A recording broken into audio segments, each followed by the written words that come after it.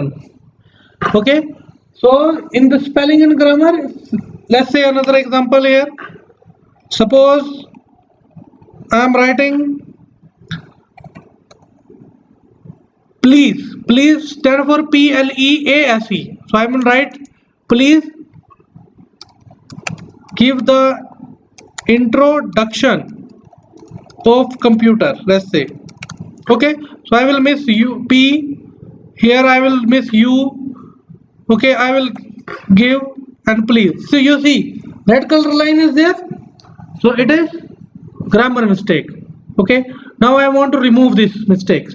So what I will do is I will click on spelling mistake, or you will click on your function key in F7, or simply press F7 key from your keyboard. Okay, so once you click on this icon, so you will see he will give you the exact spelling. Introduction, this is the spelling of introduction.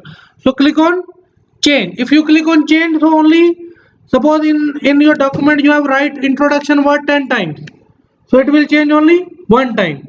If you click on change all, so in whole document wherever you have used introduction word, it will be automatically changed. Okay, so let me click on change button.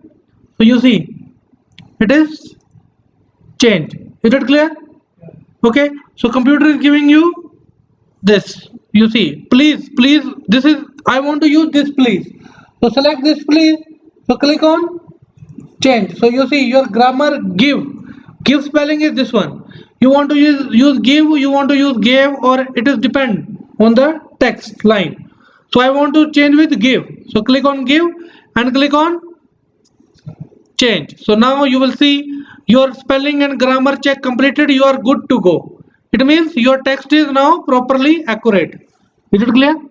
Okay, so in this way you can solve any kind of grammar mistake in your computer. Okay, clear everyone?